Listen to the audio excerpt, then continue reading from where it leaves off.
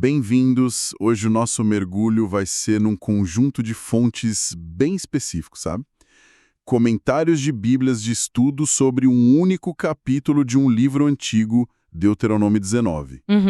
E a nossa missão aqui é tentar desvendar como uma sociedade da Idade do Bronze lidava com questões de justiça que são, honestamente, super atuais. Totalmente. Morte acidental, julgamentos, testemunhas falsas, tipo um manual de direito de milhares de anos atrás. E o que é fascinante quando a gente olha as fontes é que o capítulo todo parece construído numa tensão, sabe, entre dois princípios. O que seriam? De um lado, a misericórdia, a proteção da vida contra uma vingança cega, e do outro, um rigor, assim, quase absoluto para proteger a verdade e o próprio sistema de justiça. Ah, entendi. É um equilíbrio delicado, né? Entre proteger quem errou sem querer e punir pesado quem mente para destruir o inocente. Exatamente. Ok, vamos começar então por essa ideia de misericórdia. O mecanismo que eles criaram para isso é uma coisa que, para mim, soa quase ficcional.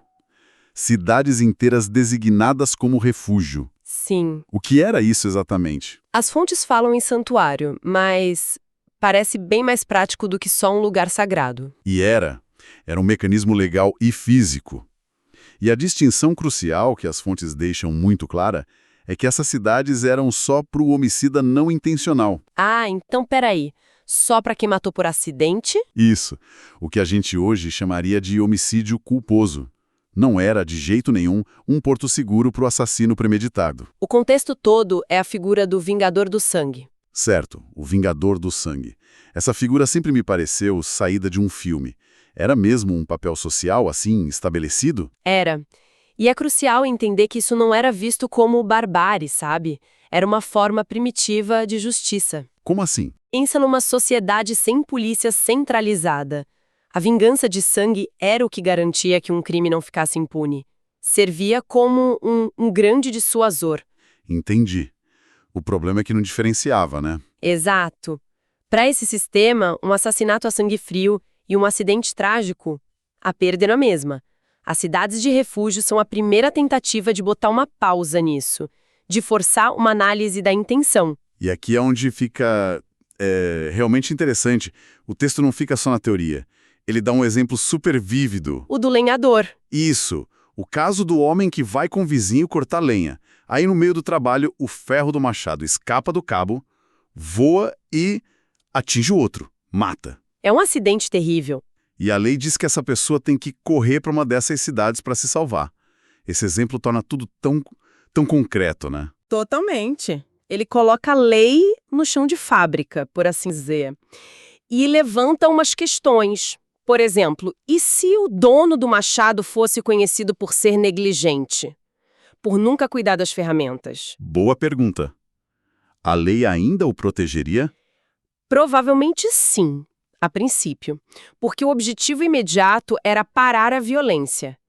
A cidade de refúgio não era um veredito de inocência. Era uma garantia de julgamento. Era a garantia do devido processo legal. Um direito. Entendi. Então a cidade funciona como um botão de pausa na vingança, para a comunidade poder respirar e investigar. Mas a logística para isso funcionar devia ser impressionante. A pessoa fugindo pela vida tinha que chegar lá rápido. E a lei pensou nisso, com um detalhismo que surpreende. As fontes mostram que era um plano estratégico. Primeiro, 3 cidades, com previsão de mais 3 se o território crescesse. A fonte da Naai até identifica as 3 primeiras: Quedes, Siquém e Hebrom. Ok. Mas a parte mais incrível é a ordem que vem junto. Preparem o caminho. Peraí. Preparem o caminho.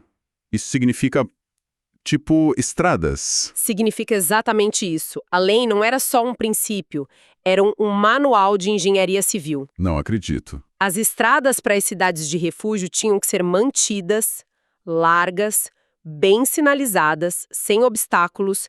Alguns textos da tradição judaica posterior dizem que as pontes tinham que estar em bom estado e que nas encruzilhadas devia ter placas. Placas. Escrito o quê? Apontando para o refúgio. Caramba, isso é inacreditável. A gente está falando de um governo antigo investindo em infraestrutura pública com o propósito claro de salvar a vida de um indivíduo que cometeu um acidente. Parece moderno, né? Quase um precursor da ideia de que o Estado tem o dever de proteger até quem errou. E o objetivo era super prático, como o texto mesmo diz, para que o vingador do sangue não alcance quando se esquentar o seu coração. A lei reconhece a psicologia humana. Faz sentido. Ela não tenta proibir a raiva do vingador. Ela entende que essa emoção é forte.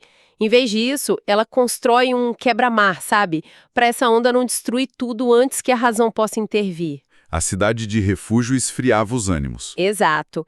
Para que a justiça e não a vingança pudesse prevalecer. Certo. Então a cidade de refúgio é esse mecanismo genial para a poeira sentar antes do julgamento. Mas quando a poeira senta e todo mundo está metaforicamente no tribunal, a preocupação muda. Muda da proteção física para a proteção da verdade. E como o sistema garantia isso? É aí que entra o segundo pilar que eu mencionei. O rigor na busca pela verdade. E isso começa com uma regra que, virou a base do direito ocidental. Qual? Uma só testemunha não se levantará contra alguém. O fato será estabelecido pelo depoimento de 2 ou 3 testemunhas. Parece tão óbvio pra gente hoje, né? Mas eu fico imaginando o impacto disso naquela época. Era enorme. Impedia que uma briga pessoal, uma fofoca, uma inveja, vinda de uma pessoa só pudesse destruir a vida de outra? Exatamente. Pensa no poder que uma pessoa mal intencionada poderia ter numa comunidade pequena. Essa lei dilui esse poder. Ela força a justiça a ser um ato comunitário, sabe? Para condenar alguém não basta a palavra de um. Precisa de mais gente. Precisa de um consenso maior. Múltiplas perspectivas que confirmem o mesmo fato. É uma salvaguarda robusta, que protege o acusado não só da malícia, mas do simples erro de percepção de uma pessoa só. Ok, então o sistema exige múltiplas testemunhas. Mas isso cria um outro problema, né? Qual? E se um grupo de pessoas combinar de mentir? Como a lei lida com uma corrupção do testemunho em si? Essa é a questão central. E a resposta da lei é o que a torna tão implacável e ao mesmo tempo tão simétrica.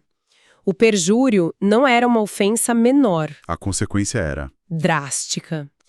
O texto invoca a famosa lei de Talião. Far-lhe-ão como ele pensou em fazer ao seu irmão. Vida por vida, olho por olho, dente por dente. Mão por mão, pé por pé. A lógica é clara, mas não dá para ignorar que, para uma sensibilidade moderna, isso soa brutal. Tinha alguma margem para erro? E se depois se descobrisse que a testemunha falsa só estava enganada, mas não era mal intencionada? Essa é uma excelente pergunta. Pelo texto, parece que não. O foco da Lex Talionis, o olho por olho, não é a intenção da testemunha, mas o resultado que a ação dela pretendia. Ah, entendi. Se o seu testemunho, mesmo por um erro honesto, levasse um homem a perder um olho, a lógica da lei era que o dano potencial que você criou deveria recair sobre você. É uma justiça estritamente proporcional, quase matemática. É fascinante pensar nisso. A nossa justiça moderna foca muito em reabilitação, né? Ou em proteger a sociedade. Ali, o foco parece ser restaurar um equilíbrio cósmico. É uma síntese perfeita. A ofensa cria um buraco no tecido social. E a punição tem que ter exatamente a mesma forma e o mesmo tamanho para preencher esse buraco. Exato, e a Lex Talionis é muitas vezes mal compreendida como vingança bárbara. Mas, no contexto original, era um princípio limitador. Como assim limitador? Ela dizia que a punição não podia exceder o crime. Não era uma vida por um olho, era um olho por um olho. No caso da testemunha falsa, a lógica era direta. Você queria impor um destino a alguém. Pois bem, esse destino agora é seu. O efeito dissuasor devia ser gigantesco. Era o objetivo duplo. Primeiro, um impedimento fortíssimo. O risco de mentir no tribunal era o mais alto possível. E segundo, como a fonte da Human destaca, o propósito era explícito. Para que os que ficarem ouçam, temam e nunca mais tornem a fazer semelhante mal. Era uma forma de purificar o próprio sistema? Exatamente. Eliminar o mal do meio. A integridade do testemunho era a base de tudo. Até agora a gente falou sobre proteger a vida de uma pessoa da vingança e proteger a reputação dela de uma mentira no tribunal. Mas o capítulo parece proteger algo mais, que era quase tão fundamental para eles. A terra. Sim, tem uma lei ali, no versículo 14, que à primeira vista parece um pouco deslocada. Ela diz: não mude os marcos de divisa do seu próximo. Como isso se encaixa aqui? Ela não está deslocada, ela é a terceira perna desse tripé da estabilidade social. Sério? Pensa bem, numa sociedade agrária, a terra não era só um bem. A terra era herança, sustento, identidade, o futuro de gerações. Mudar os marcos de divisa em segredo, movendo as pedras uns metros durante a noite? Era o mesmo que roubar a alma de uma família. Isso, era uma forma de violência que não derramava sangue. Mas que podia ser tão devastadora quanto um assassinato econômico e social. Precisamente, era um crime silencioso, difícil de provar, que podia gerar conflitos por gerações. Ao colocar essa lei aqui no meio das regras sobre homicídio e falso testemunho, o texto eleva o roubo de terras a uma ofensa gravíssima. Ele está dizendo que a estabilidade da comunidade depende da vida, da verdade e da propriedade. Em igual medida. E a gente pode inferir que a regra das 2 ou 3 testemunhas também se aplicaria aqui, o que tornaria a prova difícil, mas garantiria que uma acusação dessa gravidade fosse bem fundamentada. Então, quando a gente junta todas as peças das nossas fontes, o que surge é um retrato de um sistema legal que era, ao mesmo tempo, surpreendentemente compassivo e terrivelmente severo. Sim. Ele fazia uma distinção sofisticada entre intenção e acidente, algo que é a base do nosso direito hoje. Sim, e criava mecanismos físicos, como as cidades e as estradas bem cuidadas, para garantir que essa distinção pudesse ser feita na prática. Era o Estado intervindo para garantir o devido processo. E, por outro lado, para proteger a santidade desse processo, ele impunha a consequência mais assustadoramente simétrica possível para quem tentasse corrompê-lo. A mensagem era clara. A verdade é o alicerce de tudo, e quem atenta contra ela, atenta contra a própria comunidade. É a síntese perfeita. Essas leis revelam uma preocupação profunda com a justiça processual e com o papel essencial da verdade para a coesão de uma comunidade. Não era só sobre punir o culpado. Era sobre proteger o inocente. De uma forma muito fundamental. Proteger o inocente em todas as suas formas. O que cometeu um acidente, o que enfrenta uma acusação falsa, e a família inocente cujo sustento depende de uma pedra no lugar certo. A justiça, para eles, era um ecossistema frágil que precisava ser protegido em todas as frentes. O que nos deixa com uma questão para refletir, né? Trazendo essas ideias para o nosso tempo, como é que os nossos sistemas jurídicos modernos equilibram a necessidade de uma justiça rápida com a criação de mecanismos para proteger inocentes de falsos testemunhos ou de erros judiciais? E, talvez o mais provocador, o que a severidade da punição antiga contra o perjúrio nos diz sobre o valor que aquela sociedade dava para a verdade, e o que a nossa abordagem, muitas vezes mais branda, diz sobre o valor que nós damos para ela hoje.